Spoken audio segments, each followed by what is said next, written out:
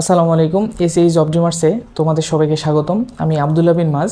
আজকে আমরা engineering থার্মোডাইনামিক্সের hit and temperature নিয়ে আলোচনা করব।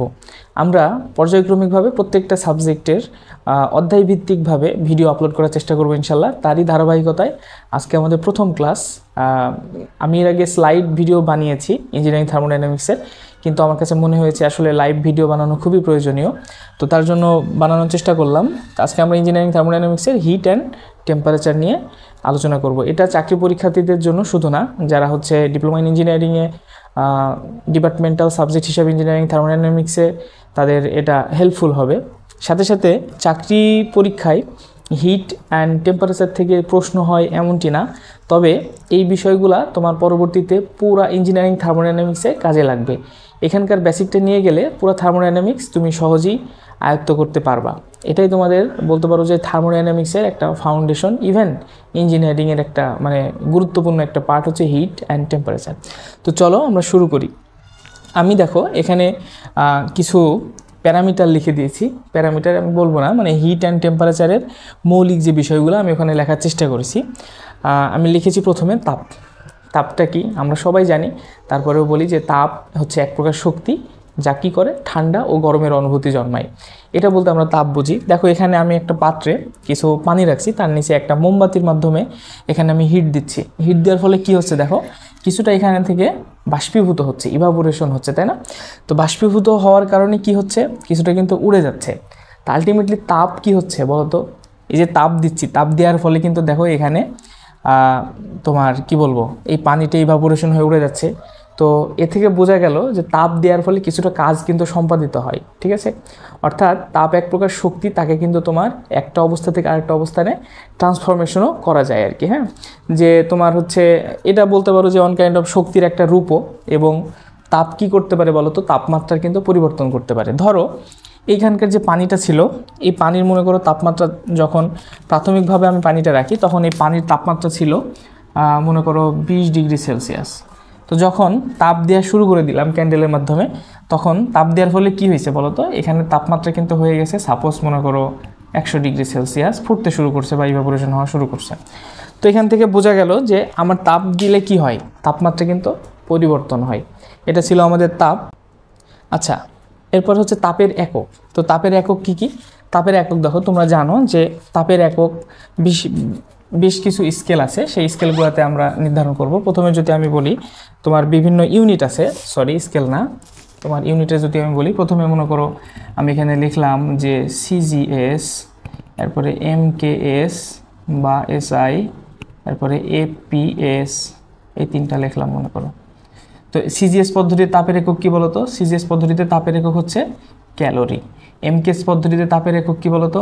এমকেএস পদ্ধতিতে বা এসআই পদ্ধতিতে তাপের একক জুল। আর এপিএস পদ্ধতিতে তাপের একক কি বলতে পারবা? এপিএস পদ্ধতিতে তাপের একক হচ্ছে থার্ম। তাপের একক কি? থার্ম, ঠিক আছে? আরেকটা আছে তোমার হলো BTU, British thermal unit. BTU পদ্ধতিতে তাপের একক তো তুমি জানোই, বিটিইউ সেটা আমি আর না লিখি। আচ্ছা, তো এখানে লিখি টিএইচ, আরে এই ছিল আমার তাপের এককগুলা। তো এখানে ক্যালোরি বলতে কি বোঝায় তোমরা তো জানো, তারপরেও বলতে পারো যে তাপের আপেক্ষিক তাপের সংখ্যাটাই তোমার হচ্ছে ক্যালোরিটা বলতে পারো। 1 ক্যালোরির ভিতরে কি কি আছে, যে 1 ক্যালোরি সমান সমান 1 গ্রাম ওয়াটার ইন্টু 1 ডিগ্রি সেলসিয়াস। এটা হলো আমার 1 ক্যালোরির ভিতরে আছে। আচ্ছা, জুলের ভিতরে কি কি আছে? আসলে জুলের আগে আরেকটুতে যাই, যে এখানে দেখো ক্যালোরি আছে, এরপরে যদি 1 কিলো ক্যালোরি বলি, আরেকটু বৃহত্তমতে যাই, কিলো ক্যালোরি সমান, তাহলে কি হবে, এখানে 1 কিলো ক্যালোরি সমান 1000 গ্রাম, অথবা আমি এখানে দিতে পারি কি 1 KG water into 1 degree Celsius. এখানে 1 কেজি ওয়াটার না দিয়ে তুমি আবার 1 লিটার ওয়াটারও দিতে পারো, কারণ জানো যে বিশুদ্ধ পানির 1 কেজি সমান কি 1 লিটার। আচ্ছা, এরপরে হচ্ছে জুল যদি আমি দেই, 1 জুল সমান সমান কি আছে বলো তো, 1 নিউটন ইন্টু 1 মিটার। আচ্ছা, এটা তোমার হচ্ছে শক্তির একক। সেখান থেকে আমরা চলে আসবো ইনশাল্লাহ। একটু তোমাদের বোঝাই যে ক্যালোরি আর এই জুলের মধ্যে একটা সম্পর্ক আছে। তোমরা জানো যে 1 ক্যালোরি সমান সমান 4.2 জুল। আবার আমরা এখান থেকে বলতে পারি যে 1 কিলো ক্যালোরি সমান সমান 4.2 কিলো জুল, এটা বলতে পারি না? আচ্ছা, এটা বলতে পারি। এরপরে হচ্ছে তোমার এফপিএস পদ্ধতি। এফপিএস পদ্ধতিতে বলছি তাপের একক হচ্ছে থার্ম। থার্ম কিন্তু এফপিএস পদ্ধতিতে তাপের একক শুধু নাই, এটা বলতে পারো যে তাপের একটু বৃহত্তম এককও বলতে পারো। তো এটা কিভাবে? তোমার 1 থার্ম সমান সমান 1000 পাউন্ড ওয়াটার গুণ 100 ডিগ্রি ফারেনহাইট। এটা হচ্ছে আমার 1 থার্ম। তাহলে এখান থেকে আমরা একটা ইয়েতে আসতে পারি, সেটা একটু পরে আসবো। আমরা বিটিইউটা যদি একটি লিখি যে 1 বিটিইউ, ব্রিটিশ থার্মাল ইউনিট। তো 1 বিটিইউ সমান কি? 1 বিটিইউ সমান হচ্ছে 1 পাউন্ড ওয়াটার গুণ 1 ডিগ্রি ফারেনহাইট। তো দেখো তো এখানে 1 pound water into 1 degree Fahrenheit, আর এখানে 1000 pound water into 100 degree Fahrenheit. তাহলে আমরা এই বিটিইউ আর থার্মের মধ্যে কিন্তু একটা সম্পর্ক এখান থেকে করে ফেলতে পারি, তাই না? আমরা কিভাবে সম্পর্ক করতে পারি? দেখো 1 থার্ম সমান সমান 10 পাওয়ার 5 বিটিইউ, তাই না? দেখো এই যে 1 pound water into 1 degree Fahrenheit, তাহলে এই যে পাউন্ড ওয়াটার ইন্টু এখানে 1 ডিগ্রি ফারেনহাইট নিলাম, আর এই যে 100 আর এই 1000, তাহলে 10 পাওয়ার 5 করে দিলাম। এই হচ্ছে আমার বিটিইউ ও থার্মের মধ্যে সম্পর্ক। আমি যদিও একটু পরে তোমাদের এটা আরও ভালোভাবে দেখাবো। এরপরে আছে আমার তাপমাত্রা। এরপরে আছে কি? তাপমাত্রা। তো তাপমাত্রাটা কি? তাপমাত্রা হচ্ছে কোনো বস্তুর তাপীয় অবস্থা, ঠিক আছে? অর্থাৎ বস্তুটা তাপ গ্রহণ করবে না বর্জন করবে, সেটা হচ্ছে নির্ধারণ করে তোমার তাপমাত্রা। সেটা বলতে পারো যে তোমার থার্মাল সেন্সেশনটা তুমি আলটিমেটভাবে বুঝতে পারো। অর্থাৎ কোনো বস্তুর সংস্পর্শে যদি তুমি হাত দাও বা স্পর্শ করো, স্পর্শে তুমি কি করতে পারো? অনুভূতি তোমার জন্মায় যে আসলে এটা গরম না ঠান্ডা। তোমাদের যদি আরেকটাভাবে আমি উদাহরণ দেওয়ার চেষ্টা করি, তাপমাত্রাটা হচ্ছে অন কাইন্ড অফ গতিশক্তির মতো বলতে পারো।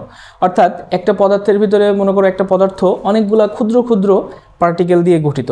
তো এই পার্টিকেলগুলা যত বেশি বিক্ষিপ্ত হবে, অর্থাৎ এগুলার গতি শক্তি যত বেশি হবে, সেই বস্তুটার তাপমাত্রা কি হবে? মানে সেই বস্তুর উপাদানের তাপমাত্রা তত বেশি হবে, ঠিক আছে?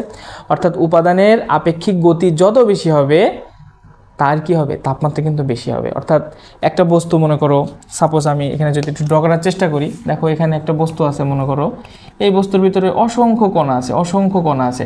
তুমি যখন এগুলা কি স্টেবল অবস্থায় থাকবে, তখন কি এগুলা ছোটাছুটি করবে না। যেমন মনে করো এখানকার পানির কথাই যদি বলি, যখন আমি তাপ দিচ্ছি না, তখন কিন্তু এই পানিটা কি স্টেবল অবস্থায় ছিল। যখন আমি তাপ দিছি, তখন পানির যে কণাগুলো আছে, সেই কণাগুলো কি হয়েছে বলো তো?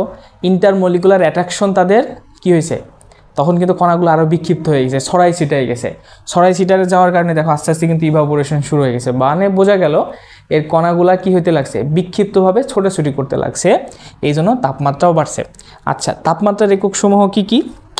আমি একটু মুছে দেই।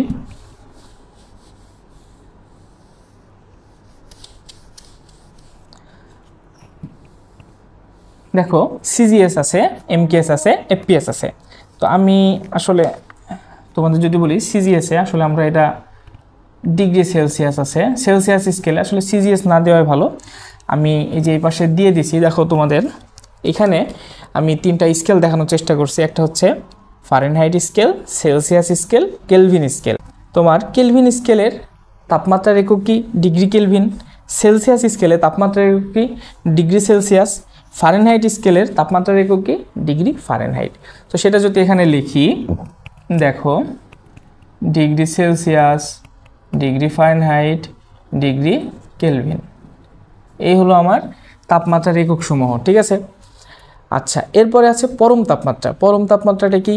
পরম তাপমাত্রা হচ্ছে তোমাদের যদি একটু খালেশ করে বলতে চাই যে পরম শূন্য তাপমাত্রা হতে যে তাপমাত্রা পরিমাপ করা হয় তাকে পরম তাপমাত্রা বলে। আর পরম শূন্য তাপমাত্রাটা কি? অর্থাৎ যে তাপমাত্রায় কোনো বলতে পারো যে তাপমাত্রায় কোনো কিছুর বা কোনো বস্তুর কি হয়?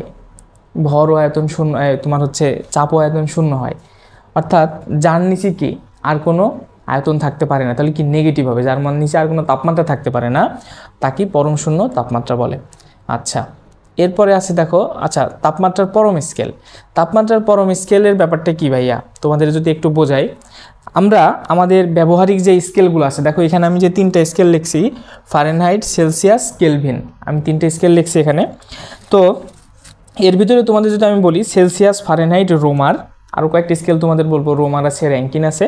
তো তার ভিতরে সেলসিয়াস, ফারেনহাইট, রোমার ইত্যাদি স্কেলের শূন্য তাপমাত্রা ধরা হয়েছে তোমার কিছু বস্তুর ভৌত ধর্মের উপর বেস করে। অর্থাৎ কিছু বস্তুর ভৌত ধর্মের উপর বেস করে বলতে, মনে করো আমি যখন তোমার সেলসিয়াস আর ফারেনহাইট, সেলসিয়াস আর রোমার স্কেলের শূন্য তাপমাত্রা কী ধরছি বলো তো? আমি ধরছি যে তোমার বরফ গলনের তাপমাত্রাটাকে ধরছি, তাই না? আমরা জানি যে সেলসিয়াস স্কেলে কত, 0 ডিগ্রি সেলসিয়াস। এটা কি? এটা কিন্তু তোমার হচ্ছে বরফ গলনের তোমার তাপমাত্রা। তো সেলসিয়াস ও রোমার স্কেলে শূন্য তাপমাত্রা ধরা হয়েছে তোমার বরফের গলনাঙ্ককে, ঠিক আছে। আর ফারেনহাইট স্কেলে শূন্য ধরা হয়েছে তোমার সমুদ্রের লবণ ও বরফের হিম মিশ্রণের তাপমাত্রাকে, ঠিক আছে। এটা হলো ফারেনহাইট স্কেলে ধরা হয়েছে। তাহলে বোঝা গেল, দেখো এই যে সেলসিয়াস স্কেল এবং রোমার স্কেলে সেটা যে ধরা হয়েছে তোমার বরফের গলনাঙ্কের তাপমাত্রাকে, এটা দিয়ে কি বোঝা যায়? আলটিমেটলি বরফের ভৌত ধর্মের উপর এই দুইটা স্কেল ডিপেন্ড করে। আর ফারেনহাইট স্কেল কোনটার উপর ডিপেন্ড করে? ওই যে সমুদ্রের লবণ পানি এবং হিম মিশ্রণের তাপমাত্রাটাকে। এটা হলো তোমার বলতে পারো যে গলনাঙ্কের যে তাপমাত্রা, এই তোমার হচ্ছে হিমাঙ্কের যে তাপমাত্রাটা সেটা। কিন্তু দেখো এর নিচেও কিন্তু তাপমাত্রা থাকে, অর্থাৎ বরফের যে তোমার গলনাঙ্ক তার নিচেও কিন্তু তোমার তাপমাত্রা আছে। 0 ডিগ্রি সেলসিয়াসের নিচে তাপমাত্রা আছে না? অবশ্যই আছে। তো তার মানে বোঝা গেল যে এই তাপমাত্রাটাই সর্বনিম্ন তাপমাত্রা না, সেটা আমি দেখো এখানে দিয়েছি আর কি। এই যে দেখো 32 degree Fahrenheit, 0 degree Celsius, 273 degree Kelvin, এখানে তো গেল। এটা একটু পরে আমি আসবো। এই দুইটা দেখো, এর নিচেও অ্যাবসোলুট জিরোতে আরও নিচে অনেক তাপমাত্রা আছে। আচ্ছা, এইটা গেল।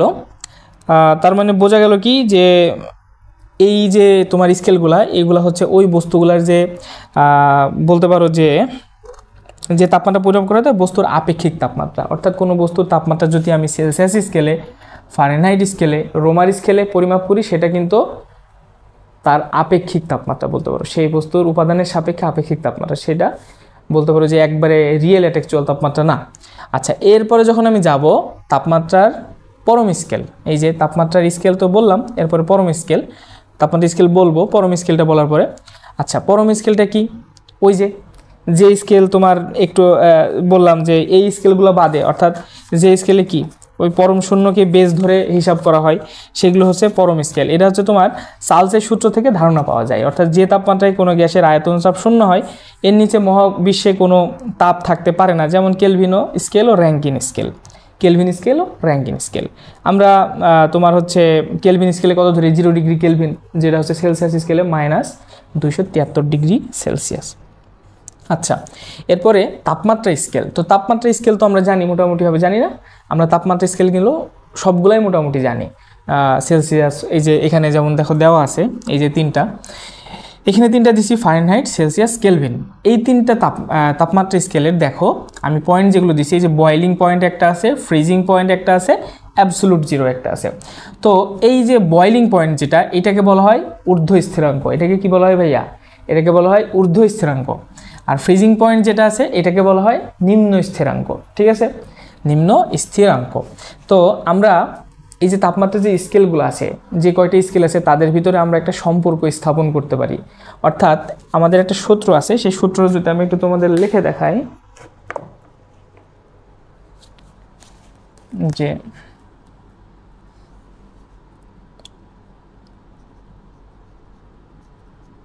সম্পর্ক সমান সমান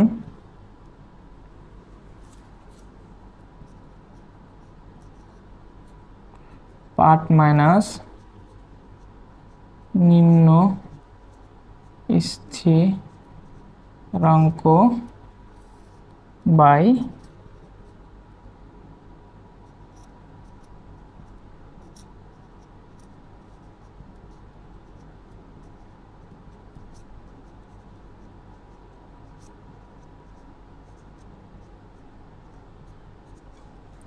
এটা হচ্ছে আমার সম্পর্ক সূত্র। সেটা হচ্ছে কি, সকল স্কেলের জন্য এই অনুপাতটা সমান যে পার্ট মাইনাস নিম্ন স্থিরাঙ্ক বাই ঊর্ধ্ব স্থিরাঙ্ক মাইনাস নিম্ন স্থিরাঙ্ক।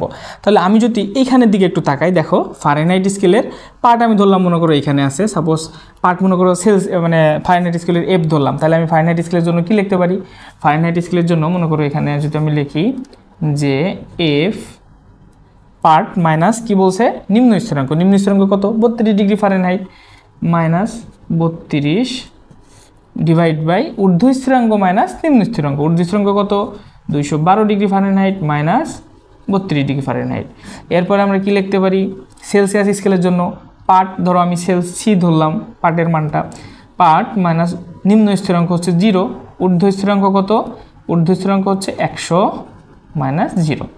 এরপরে যদি আমি কেলভিন স্কেলের ধরি, এই যে কেলভিন স্কেলে দেখো পার্ট ধরলাম আমি কেলভিন, পার্ট মাইনাস নিম্ন স্থিরাঙ্ক, নিম্ন স্থিরাঙ্ক কত ভাইয়া দেখো 273 ডিগ্রি কেলভিন কিন্তু, তাহলে 273 বাই 373 মাইনাস 273।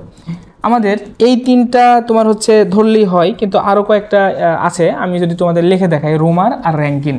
তো রোমারেরটা কত, রোমারের হচ্ছে আর হচ্ছে তোমার রোমার স্কেলকে ধরা হয় মানে আর দিয়ে প্রকাশ করা হয়, তাহলে আর মাইনাস 0 বাই নিম্ন ঊর্ধ্ব স্থিরাঙ্ক কত, ঊর্ধ্ব স্থিরাঙ্ক হচ্ছে 80 মাইনাস 0, আরটা হচ্ছে র্যাঙ্কিন, তাহলে আর এন মাইনাস এটা হচ্ছে তোমার 492 ঊর্ধ্ব স্থিরাঙ্ক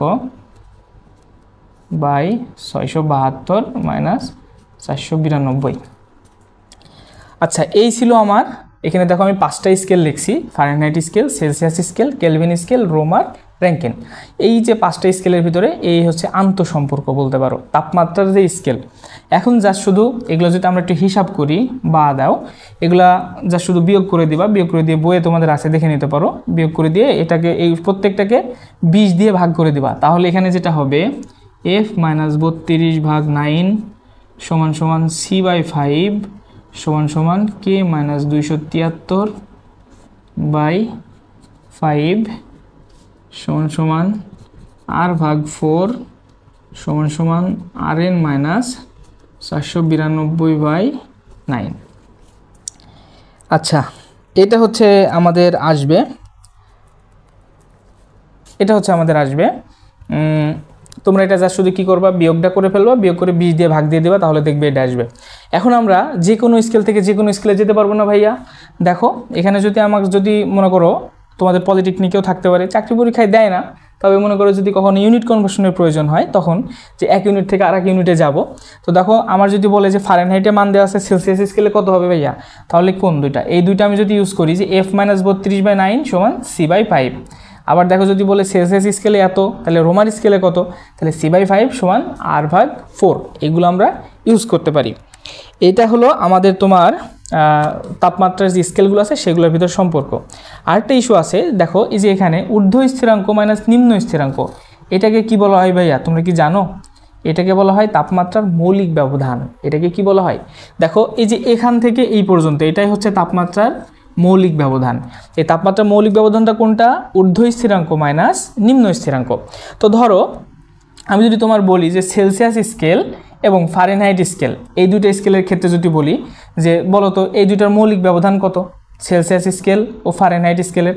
দেখো সেলসিয়াস স্কেলের মৌলিক ব্যবধান 100, ফারেনহাইট স্কেলের মৌলিক ব্যবধান কত হবে এখানে, মানে এখানে যদি বলি তোমাকে আমি সেলসিয়াস স্কেল ফারেনহাইট স্কেলের মৌলিক ব্যবধান আসবে 212 মাইনাস 32 মানে 180 আসবে। তাহলে আমি যদি বলি যে সেলসিয়াস স্কেলের মৌলিক ব্যবধান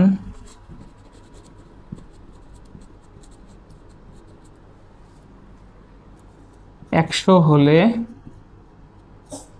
ফারেনহাইটের কত, ফারেনহাইটের তোমার হচ্ছে 180 ডিগ্রি ফারেনহাইট, হ্যাঁ সরি কেলভিন হয়ে গেছে।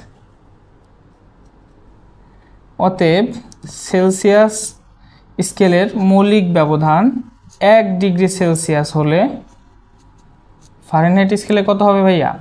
তাহলে এখানে হবে 180 বাই 100 ডিগ্রি ফারেনহাইট, যা শুধু এটা কাটাকাটি করে দিবা তাহলে হবে 9/5 ডিগ্রি ফারেনহাইট, অর্থাৎ 1 ডিগ্রি সেলসিয়াস সমান 9/5 ডিগ্রি ফারেনহাইট। অর্থাৎ আমরা যখন শুধু তাপমাত্রার ব্যবধান বলতে পারো, যে শুধু তাপমাত্রার ব্যবধানটা হিসাব করতে যাব, তখন আমরা মৌলিক ব্যবধান ধরে কিন্তু আলটিমেটলি বের করে ফেলতে পারবো। অর্থাৎ 1 ডিগ্রি সেলসিয়াস সমান তোমার হচ্ছে 9/5 ডিগ্রি ফারেনহাইট। আবার যদি বলি 1 ডিগ্রি ফারেনহাইট সমান কত, তখন যা শুধু উল্টাই দিবা যে 5/9 ডিগ্রি সেলসিয়াস। তো এটা আশা করি তোমরা বুঝতে পারছো।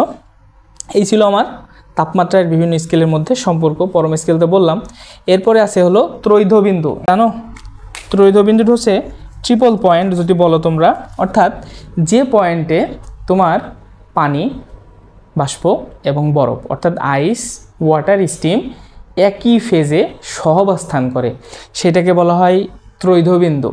ঠিক আছে? তো ত্রৈধবিন্দুটা এমনি এমনি হবে না, সেটাকে একটা এনভায়রনমেন্ট দিতে হবে, দিয়ে তৈরি করতে হবে। সেটা কত? যে 0.00611 বার অথবা 0.06 ATM চাপে যে তাপমাত্রায় কোনো পদার্থ সলিড, লিকুইড ও গ্যাসিয়াস ফর্মে সহাবস্থান করে বা সাম্য অবস্থায় থাকে, তাকে তোমার ত্রৈধবিন্দু বলে। পানির ত্রৈধবিন্দু কত ভাইয়া? পানির ত্রৈধবিন্দু তোমরা কি জানো? পানির ত্রৈধবিন্দু হচ্ছে 273.16 ডিগ্রি কেলভিন। 273.16 degree kelvin. এটা কিন্তু বিপিএসসিতে বিভিন্ন এমসিকিউতে আসে। ত্রৈধবিন্দু তাপমাত্রা কত? আচ্ছা, এরপরে দেখো আছে সংকট বিন্দু। সংকট বিন্দুটা কি?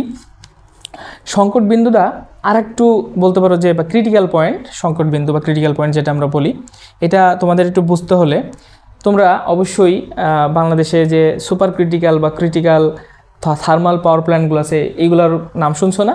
এইগুলা কিন্তু হচ্ছে এই সংকট তাপমাত্রায় কাজ করে। ঠিক আছে? আমি তোমাদের একটা চিত্র ওখানে দেখাচ্ছি, তোমরা একটু চিত্রটা দেখতে পারো। ওই চিত্রে ক্রিটিক্যাল পয়েন্টটা কিন্তু দেখো আইডেন্টিফাই করে দেওয়া আছে। তো ক্রিটিক্যাল পয়েন্ট হচ্ছে এমন একটা পয়েন্ট, সেই পয়েন্টে যাওয়ার পর এই ক্রিটিক্যাল পয়েন্টের আগে কোনো প্রবাহী তরল অবস্থায় থাকতে পারে। ঠিক আছে? কিন্তু ক্রিটিক্যাল পয়েন্টের পরে যদি সামান্য পরিমাণও তাপ দেওয়া হয়, তুমি যত চাপই বাড়াও না কেন, সামান্য পরিমাণ তাপ দিলেই সে বাষ্পে পরিণত হয়ে যাবে। এটা হলো ক্রিটিক্যাল পয়েন্ট। ঠিক আছে? অর্থাৎ আমার এমন একটা জায়গায় আমি নিয়ে যাব চাপ দিয়ে এবং তাপ দিয়ে, যে পয়েন্টটাই গেলে আমার তখন কি তাপ দেওয়ার পরিমাণ এত পরিমাণ কম দিলেও হবে যে খুবই ক্ষুদ্রাতি ক্ষুদ্র তাপ দিলেও সে আলটিমেটলি ভেপারে পরিণত হবে বা বাষ্পে পরিণত হবে। এই নীতিতে আমাদের যে তোমার সুপার ক্রিটিক্যাল পাওয়ার প্ল্যান্টগুলো আছে সেইগুলো চলে। সেখানে কি হয়? সেখানে তোমার হচ্ছে যত রকমের ফুয়েল কম ব্যবহার করা যায়, মানে আমাদের যে কয়লা আমরা ইউজ করি সলিড ফুয়েল হিসাবে, তো কয়লা যত কম ব্যবহার করা যাবে আমাদের পরিবেশের ভারসাম্য তত ভালো থাকবে। তো এই জন্য তোমার হচ্ছে বর্তমানে এই যে পরিবেশ ফ্রেন্ডলি হিসাবে তোমার এই যে সুপার ক্রিটিক্যাল পাওয়ার প্ল্যান্টগুলো ব্যবহার করা হয়ে থাকে, এবং সেখানে এই যে সংকট বিন্দু কিন্তু ক্রিটিক্যাল পয়েন্টে হিসাব করা হয়। আমি তোমাদের বইয়ের যে সংজ্ঞাটা আছে সেটা যদি একটু বুঝাই বলার চেষ্টা করি, যে কোনো প্রবাহী সর্বোচ্চ যে তাপমাত্রায় থাকলে শুধুমাত্র চাপ প্রয়োগে তরলে পরিণত করা যায়, সেই তাপমাত্রাকে সংকট তাপমাত্রা বলে। পানির সংকট তাপমাত্রা 647.3 ডিগ্রি কেলভিন। 647.3 ডিগ্রি কেলভিন, এটা হলো পানির সংকট তাপমাত্রা। দেখো এখানে সংজ্ঞাটা তোমাদের কাছে একটু উল্টা মনে হতে পারে, যে কোনো প্রবাহী সর্বোচ্চ যে তাপমাত্রায় থাকলে শুধুমাত্র চাপ প্রয়োগে তরলে পরিণত করা যায়, সেই তাপমাত্রাকে সংকট তাপমাত্রা বলে। আরেকটা জিনিস দেখো তোমাদের বলি, যে সংকট তাপমাত্রার নিচে কোনো প্রবাহী তরল ফর্মে থাকতে পারে, তবে সংকট তাপমাত্রার উপরে কোনো ক্রমেই সম্ভব নয়, অর্থাৎ কোনো ক্রমেই তরল থাকা সম্ভব নয়, অর্থাৎ খুব সামান্য পরিমাণ তাপ দিলে ভেপারে পরিণত হবে। আমি তোমাদের এইটা বোঝাতে চাইছি। আর সংজ্ঞাটা হচ্ছে ক্রিটিক্যাল পয়েন্ট পর্যন্ত কিন্তু তরল ফর্মে থাকতে পারে। হ্যাঁ, তার আগ পর্যন্ত কি তুমি যা শুধু চাপ দিলে কিন্তু তরলে পরিণত হবে, এবং সেই তাপমাত্রার সংকট তাপমাত্রা 647.3 ডিগ্রি কেলভিন তো দিয়ে দেওয়া হয়েছে। এরপর আছে অনুভূত তাপ। অনুভূত তাপটা কি? যে তাপ দিলে কোনো বস্তুর বা কোনো প্রবাহীর যদি বলি আমি, তোমার তাপমাত্রা বৃদ্ধি বা হ্রাস হতে পারে, তাপমাত্রা বৃদ্ধি বা হ্রাস হয়, তাকে তোমার অনুভূত তাপ বলে। মনে করো এই যে এখানে যে পানির, দেখো আমি যে পাত্রটা রাখছি, এই পানির পাত্রে যে তাপ দিচ্ছি, তাপ দেওয়ার ফলে মনে করো পানির তাপমাত্রা আগে ছিল, এই যে একটু আগে বললাম যে আগে ছিল 10 ডিগ্রি সেলসিয়াস, তাপ দেওয়ার পরে হয়ে গেছে 30 ডিগ্রি সেলসিয়াস। তাহলে তাপমাত্রা কত বাড়ছে বলো তো? ডেলটি সমান কত? এখানে ডেলটি সমান হলো 30 - 10 সমান 20 ডিগ্রি সেলসিয়াস, তাই না? এটাই কিন্তু আমার যে দেখো 20 ডিগ্রি সেলসিয়াস যে বাড়ছে, এখানে কিন্তু তাপমাত্রা পরিবর্তন হয়েছে। তাহলে অনুভূত তাপটা যদি আমি আলটিমেটলি তোমাদের বোঝাইতে চাই, যে অনুভূত তাপ H সমান এটা দিয়ে বোঝাই যে MS ডেল টি, অর্থাৎ আমি যদি ইউনিটিভলি তোমাদের বলি যে এক গ্রাম বা 1 গ্রাম বিশুদ্ধ বস্তুর তাপমাত্রা তোমার যে মানে তাপ দেওয়ার ফলে যে পরিমাণ বৃদ্ধি পাইছে সেটাই হচ্ছে তোমার কি বলতে পারো যে অনুভূত তাপ আর কি। অনুভূত তাপে কি তাপমাত্রা কম বেশি হয় কিন্তু। আচ্ছা, এখন তোমাদের যদি বলি এটার এককটা কি হবে, এটার একক হচ্ছে জুল বা কিলো জুল বলতে পারো, অথবা ক্যালোরিও বলতে পারো। ওই যে সিজিএস স্কেলে আমরা কি বলতে পারি, সিজিএস ইউনিটে আমরা ক্যালোরি এখানে বলতে পারি যে তাপের একক। আচ্ছা, এরপরে আছে সুপ্ত তাপ। সুপ্ত তাপটা কি? সুপ্ত তাপ হচ্ছে যে তাপের ফলে বা যে তাপ দিলে কোনো প্রবাহীর বা সাপোজ পানির কথাই যদি বলি, কোনো প্রবাহের হচ্ছে অবস্থার পরিবর্তন হয় কিন্তু তাপমাত্রার পরিবর্তন হয় না। অর্থাৎ তাপমাত্রা অনুভূত হয় না, কিন্তু কি হয় বলো তো, অবস্থার পরিবর্তন হয়ে যায়। অর্থাৎ তুমি যদি মনে করো 0 ডিগ্রি সেলসিয়াস তাপমাত্রার বরফকে একটা সার্টেন অ্যামাউন্ট তাপ দাও, সে তাপ দেওয়ার ফলে 0 ডিগ্রি সেলসিয়াস তাপমাত্রার বরফ হয়ে গেল 0 ডিগ্রি সেলসিয়াসের পানি। তাহলে দেখো আমার তাপমাত্রা কিন্তু পরিবর্তন হয়নি। ডেলটি কত বলো তো, এখানে ডেলটি হচ্ছে 0। ডেলটি কত ভাইয়া? ডেলটি 0। কিন্তু দেখো আলটিমেটলি আমার ফেজ চেঞ্জ হয়ে গেছে, বরফ থেকে পানি হয়ে গেছে। তো এইটা হচ্ছে আমার সুপ্ত তাপ। আচ্ছা, এখন এই যে সুপ্ত তাপ এর কিছু মান আছে, আমি জাস্ট তোমাদেরকে দেখাই নেওয়ার চেষ্টা করি। তার আগে আমি তোমাদের একটা জিনিস মিস করছি মনে হয়, এখানে লিখিনি, আপেক্ষিক তাপ। আপেক্ষিক তাপটা কি তোমাদের বলি, ওই যে তাপের সংজ্ঞায় আমি বলে দিয়েছি, তারপরে বলি যে 1 গ্রাম বিশুদ্ধ বস্তুর তাপমাত্রা 1 ডিগ্রি সেলসিয়াস বৃদ্ধি করতে যে পরিমাণ তাপের প্রয়োজন হয় তাকে ওই বস্তুর উপাদানের আপেক্ষিক তাপ বলে। ঠিক আছে, 1 গ্রাম বিশুদ্ধ বস্তুর তাপমাত্রা 1 ডিগ্রি সেলসিয়াস বাড়াতে যে পরিমাণ তাপের প্রয়োজন হয় তাকে ওই বস্তুর উপাদানের আপেক্ষিক তাপ বলে। অর্থাৎ আপেক্ষিক তাপের যদি আমি ইউনিট লিখতে চাই তাহলে তোমার হচ্ছে স্পেসিফিক হিট, তাহলে আমি এস দিয়ে এটা প্রকাশ করা হয় 1 ক্যালোরি পার গ্রাম ডিগ্রি সেলসিয়াস। ঠিক আছে, এটা হলো তোমার সিজিএস স্কেলে। এরপরে আছে তোমার এমকেএসে আছে। এমকেএসে কত হবে বলো তো ভাইয়া? এমকেএস বা এসআই, এসআইতে আমি কত বলতে পারি? যা শুধু এসআইতে আমি যাই 1 ক্যালোরিকে আমি কিলো ক্যালোরি করে ফেলবো, কিলো ক্যালোরিকে আমি কিলো জুল বানাই ফেলবো। যা শুধু কিলো জুল করো বা জুল করো যে কোনো একটা, তাহলে এখান থেকে আমি বলতে পারি 4.2 joule, 4.2 joule per KG degree Kelvin. Just এতটুকু করলেই হয়ে গেল, joule per KG degree Kelvin. এই হচ্ছে আমার আপেক্ষিক তাপের একক গেল। এরপরে আছে দেখো এটার মান 4.2, সেটা তো দিলাম। এরপরে বরফের যদি দেই, এটা হচ্ছে তোমার পানির এমকেএসে আর সিজিএসে দিলাম। এখন যদি বরফের আপেক্ষিক তাপ কত, এস আইস সমান হচ্ছে 0.5 ক্যালোরি পার গ্রাম ডিগ্রি সেলসিয়াস। সরি, এটা হচ্ছে তোমার বরফের, ঠিক আছে, আপেক্ষিক তাপ। তো এটাকে যদি তোমরা জুলে মানে এমকেএসে বা এসআইতে নিতে চাও তাহলে কি করবা? যা শুধু 4.2 দিয়ে গুণ দিবা, তাহলে হবে 2.1 কিলো জুল, সরি জুল বা কিলো জুল দিতে পারো, জুল, আচ্ছা জুলই দিলাম, joule per KG degree Kelvin. ঠিক আছে, এই হচ্ছে এই কিলো জুল আর কি, sorry kilo joule per KG degree Kelvin. হ্যাঁ, 4.2 kilo joule per KG degree Kelvin, নাহলে এখানে কেজি দেওয়ার কারণে এটা কি হয়ে যাবে, 42 হয়ে যাবে। আচ্ছা যাই হোক, এটা আইস গেল। এরপরে যদি আমি স্টিমের বলি, স্টিম অর্থাৎ বাষ্পের, এস স্টিম, স্টিমের আপেক্ষিক তাপ কত তোমরা কি জানো? 0.48 ক্যালোরি পার গ্রাম ডিগ্রি সেলসিয়াস। এটা হলো স্টিমের আপেক্ষিক তাপ। ঠিক আছে, তো যা শুধু এটার সাথে তোমরা 4.2 দিয়ে গুণ দিয়ে দিবা, তাহলে কি পেয়ে যাবা? Kilo joule per KG degree কেলভিনে মানটা পেয়ে যাবা। তো এই ছিল আমাদের হচ্ছে তোমার অনুভূত তাপ। আর সুপ্ত তাপের ইউনিটগুলো কি হবে? সুপ্ত তাপের ইউনিটগুলো যদি দেখাই, ইউনিটের মানগুলো আর কি, তাহলে প্রথমে যদি আমি বলি বরফ গলনের সুপ্ত তাপ, আচ্ছা এটা আমি মুছে দেই।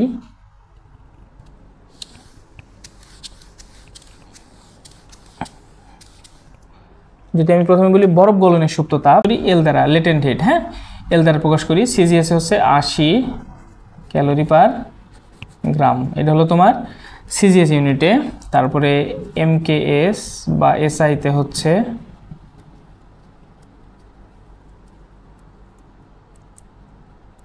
এটার সাথে যা শুধু তোমরা 4.2 দিয়ে গুণ দিবা, তাহলে হবে 336 কিলো জুল পার কেজি। তারপরে তোমার আর কি আছে, বরফ গেল। এবার যদি বাষ্পের লিখি, তাহলে বাষ্পীভবনের কত হবে বলো তো? বাষ্পীভবনের হবে হচ্ছে তোমার এল সমান সমান, এটা হলো সিজিএস, হ্যাঁ, এল সিজিএস হচ্ছে 539 ক্যালোরি পার গ্রাম। এই হচ্ছে আমার লেটেন্ট হিট গেল। এটার সাথে যা শুধু 4.2 দিয়ে গুণ দিয়ে দিবা, তাহলে তোমরা মানটা পেয়ে যাবা। হ্যাঁ, এটা তোমরা মানটা পেয়ে যাবা। আমরা গাণিতিক সমস্যার সমাধান করি। চলো 1 নম্বর প্রশ্নটা তোমরা একটু পড়ো। 1 নম্বর প্রশ্নটা দেখো কি দিচ্ছে, যে কোন তাপমাত্রায় ফারেনহাইট স্কেলের পার্ট সেলসিয়াস স্কেলের পার্টের দ্বিগুণ হবে। তাহলে আমি 1 নম্বর সলিউশন লিখি এখানে। বলছে কোন তাপমাত্রায় তোমার ফারেনহাইট স্কেলের পার্ট সেলসিয়াস স্কেলের পার্টের দ্বিগুণ হবে। ফারেনহাইট স্কেলের পার্ট সেলসিয়াস স্কেলের পার্টের দ্বিগুণ হবে। তাহলে দেওয়া আছে কি ভাইয়া, গিভেন আমার দেখো দেওয়া আছে হচ্ছে তোমার ফারেনহাইট স্কেলের মান কত, 2C, তাই না? বলছে কোন তাপমাত্রায় ফারেনহাইট স্কেলের পার্ট সেলসিয়াস স্কেলের পার্টের দ্বিগুণ হবে। দেখো সেলসিয়াস স্কেলের পার্টের দ্বিগুণ, আমি সে তাপমাত্রাটা বের করব। এখন যা শুধু আমরা সলিউশনটা করি, এটা মনে করো ডাটা দেওয়া আছে, তাহলে অঙ্কটা তো তোমরা দেখছো। তাহলে আমরা কি লিখবো, যে উই নো, আমরা যে একটু আগে তাপমাত্রার বিভিন্ন স্কেলের মধ্যে সম্পর্ক স্থাপন করলাম, সেখান থেকে যা শুধু তোমরা যদি নিয়ে আসো সেলসিয়াস স্কেল আর ফারেনহাইট স্কেল, তো আমরা এটা কি জানি বলো তো, C/5 সমান F-32/9, তাই জানি না? এখানে যা শুধু তোমরা যদি মান বসায় দাও, তো C এর জায়গায় C রেখে দিলাম 5, F এর জায়গায় 2C বসায় দাও 32/9, এটা একটু ক্যালকুলেশন করো। 9C সমান সমান 10C মাইনাস 160, বা C সমান 160 ডিগ্রি সেলসিয়াস। তাহলে দেখো আমি 160 ডিগ্রি সেলসিয়াস মান পেয়ে গেলাম, এটাই অ্যান্সার। হ্যাঁ, তাহলে তোমরা অঙ্কটা বুঝতে পেরেছো আশা করি। এরপর চলো আমরা 2 নম্বর অঙ্কটা সলিউশন করি। দেখো 2 নম্বর অঙ্কটা কি বলছে। 2 নম্বর অঙ্কটা বলছে যে কোন তাপমাত্রায় সেলসিয়াস ও ফারেনহাইট স্কেলের পার্থক্য, কোন তাপমাত্রায় সেলসিয়াস স্কেল ও ফারেনহাইট স্কেলের তাপমাত্রা পার্থক্য 40 ডিগ্রি হয়। অঙ্কটা তোমরা দেখছো, অর্থাৎ কোন তাপমাত্রায় সেলসিয়াস ও ফারেনহাইট স্কেলের পার্থক্য 40 ডিগ্রি হয়। তাহলে আমি ধরে নিলাম, সাপোজ মনে করো পার্ট সি ধরে নিলাম সেলসিয়াস স্কেলের জন্য। তাহলে আমরা ওই যে আগের যে সূত্র জানতাম সেটা লিখবো। আর তাপমাত্রার পার্থক্য কত বলছে, যে দুইটার পার্থক্য হবে 40 ডিগ্রি। দুইটা পার্থক্য কত হবে ভাইয়া, দুইটা পার্থক্য হবে 40 ডিগ্রি। আচ্ছা, সেটা যদি আমি লিখি, তাহলে এখানে কি লেখা যেতে পারে বলো তো, যে এফ সমান ফারেনহাইট স্কেলের মানটা এফ সমান সমান সি প্লাস মাইনাস 40, এটা বলতে পারি না। অর্থাৎ ফারেনহাইট স্কেলের মান সেলসিয়াস স্কেলের মানের চাইতে 40 ডিগ্রি কম অথবা 40 ডিগ্রি বেশি, ঠিক আছে? তো এখন যা শুধু তোমরা যদি মানটা বসাও, যে C/5 সমান সমান F-32/9, এখানে ডাটা বসায় দাও যা শুধু C/5, F এর মান কত, C প্লাস মাইনাস 40 মাইনাস 32/9, এই পর্যন্ত থাক। এবার যা শুধু পক্ষান্তর করে দাও 8 গুণন করে দিয়ে, তাহলে 9C সমান সমান 5C প্লাস মাইনাস 200 মাইনাস 160, এই পর্যন্ত লিখতে পারি না আমরা। এখান থেকে আমরা লিখতে পারি 9Cর ভিতর 5C বাদ দাও, তাহলে 4C সমান প্লাস মাইনাস 200 মাইনাস 160। এখান থেকে তোমরা একবার পজিটিভ নাও এবং একবার নেগেটিভ নাও। যদি পজিটিভ নাও তাহলে মান কত হবে, C সমান, মানে এখানে যদি প্লাস ধরো তাহলে পজিটিভ নিলে দেখো মান হবে, এটার মান 200 মাইনাস 160, এটা 4C সমান, তাহলে C সমান কত লেখা যায়, 40 থাকে। 40/4 সমান সমান 10 ডিগ্রি সেলসিয়াস। তাহলে এটা আমরা একটা উত্তর পাইলাম। আবার যদি তুমি কত নিবা, এবার যা শুধু মাইনাস নাও, তাহলে কত লিখতে পারি, 4C সমান সমান মাইনাস 200 মাইনাস 160, বা C সমান মাইনাস 360/4 সমান সমান 90। Degree Celsius. তাহলে আমি মান পাইলাম কয়টা? দুইটা পাইলাম। তাহলে সি সমান কত কত বলো তো? 10 ডিগ্রি সেলসিয়াস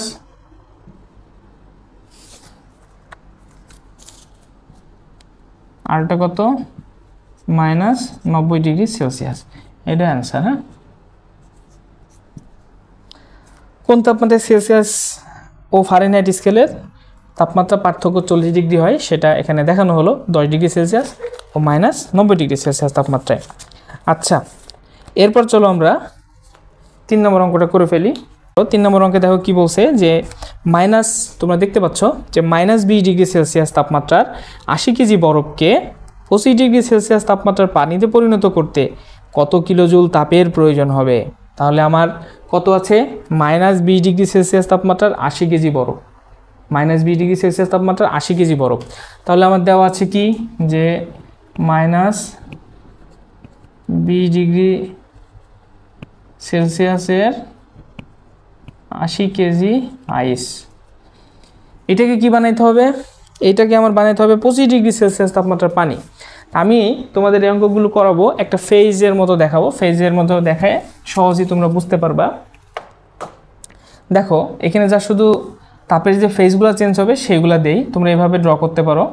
প্রথমে এরকম একটা দাগ দিলাম, এখানে সর্বনিম্ন অবস্থানটা দাও, এখানে কত? -20 ডিগ্রি সেলসিয়াস। যদি তাপমাত্রা পরিবর্তন হয় তোমরা ভার্টিক্যালি দাগটা দিবা, আর যদি অবস্থার পরিবর্তন হয় তাহলে তোমরা হরাইজন্টালি দিবা। তাহলে যখন আমি 20 ডিগ্রি সেলসিয়াস তাপমাত্রা এখানে আছে, এটা কোন অবস্থানে আছে? বরফের অবস্থানে আছে। তাহলে আমার নিয়ে যেতে হবে কততে? 25 ডিগ্রি সেলসিয়াস তাপমাত্রার পানিতে নিয়ে যেতে হবে, তাই না? তাহলে আমি 20 ডিগ্রি সেলসিয়াস তাপমাত্রার বরফকে প্রথমে নিয়ে যাব 0 ডিগ্রি সেলসিয়াসের বরফে। কততে নিয়ে যাব ভাইয়া? 20 ডিগ্রির বরফকে 0 ডিগ্রি বরফে। তাহলে এখানে কি তাপ হইলো বলো তো ভাইয়া? এখানে অনুভূত তাপ হয়েছে। দেখো তাপমাত্রা কম বেশি হয়েছে, তাই না? মানে তাপমাত্রা এখানে কি হয়েছে? বাড়ছে, কিন্তু তাপমাত্রা কমে নাই। অর্থাৎ -20 থেকে হয়েছে 0 ডিগ্রি, তাপমাত্রা বাড়ছে। তাহলে এখানে আমরা লিখতে পারি কি? ms ΔT। ঠিক আছে, ms ΔT। এরপর 0 ডিগ্রি সেলসিয়াস এর বরফকে আমি তাপ দিলে সেটা কি হয়ে যাবে? সেটা হবে 0 ডিগ্রির পানি হয়ে যাবে, ওয়াটার। ঠিক আছে, এখানে ছিল আইস।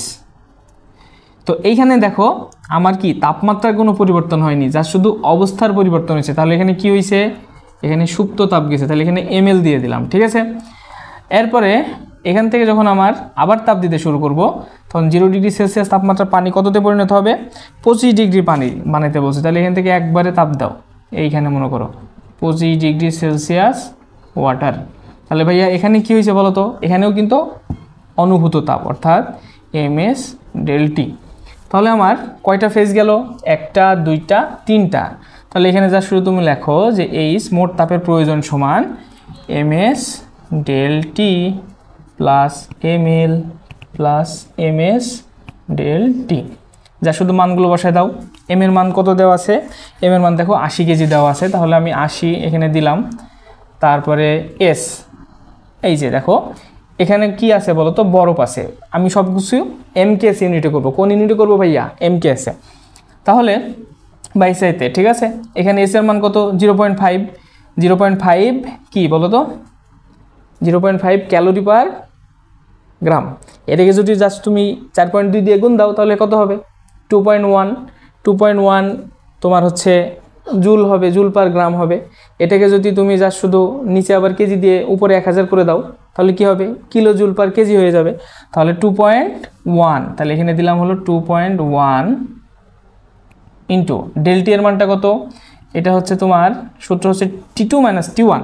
দেখো এটা হলো চূড়ান্ত অবস্থান, তাহলে 0 ডিগ্রি সেলসিয়াস। তাহলে 0 মাইনাস আরটা কত আছে? এই যে এই মাইনাসটা এখানে এটা সেকেন্ড ব্র্যাকেট দাও, তাহলে তোমাদের বুঝতে শুরু হবে -20। ঠিক আছে, এটা হলো তোমার প্রথমটা গেল ms ΔT প্লাস এরপরে ml। এখানে দেখো বরফ গলনের সুপ্ত তাপ ইউজ হয়েছে। কি হয়েছে ভাইয়া? বরফ গলনের সুপ্ত তাপ ml। m এর মান তো 80 গুণ লেটেন্ট হিট কত এখানকার?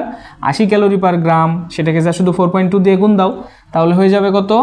336 কিলোজুল পার কেজি।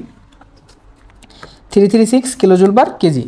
এরপর প্লাস দেখো এখানে আরেকটা আছে ফেজ ms ΔT। এটা কি? 0 ডিগ্রি সেলসিয়াসের পানি 25°C পানি হবে। তাহলে এখানে কত 80 গুণন 4.2 কিলোজুল। পানির কত জানি আমরা 1 ক্যালোরি পার গ্রাম, 1 ক্যালোরি সমান 4.2 জুল, 1 কিলো ক্যালোরি সমান 4.2 কিলোজুল। তাহলে 4.2 কিলোজুল পার কেজি গুণ তাপমাত্রা পার্থক্য কত, এখানে দেখো 25°C আছে তাই না, তাহলে এখানে লেখো 25°C। 25 ডিগ্রি দেওয়ার দরকার নাই, 25 দিয়ে দিলাম। এই পর্যন্ত। তাহলে এটা একটা ব্র্যাকেট দিয়ে ঘিরে দাও, যা শুধু তোমরা ক্যালকুলেশন করো। এটা ক্যালকুলেশন করলে হবে হচ্ছে 38640 এত কিলোজুল, এটা অ্যান্সার। ঠিক আছে, অর্থাৎ -20°C তাপমাত্রার 80 কেজি বরফকে যদি আমার 25°C তাপমাত্রা পানিতে পরিণত করতে হয়, তাহলে 38,640 কিলোজুল তাপের প্রয়োজন হবে। আচ্ছা, তো এই ছিল আমাদের আজকের প্রথম ক্লাস। তোমাদের দ্বিতীয় ক্লাস আমি নেব ইনশাল্লাহ প্রসেসের উপরে। তো দ্বিতীয় ক্লাসটা দেখার জন্য তোমাদের সবাইকে আমন্ত্রণ রইল। সবাই ভালো থাকো, সুস্থ থাকো। আসসালামু আলাইকুম ওয়া রাহমাতুল্লাহ।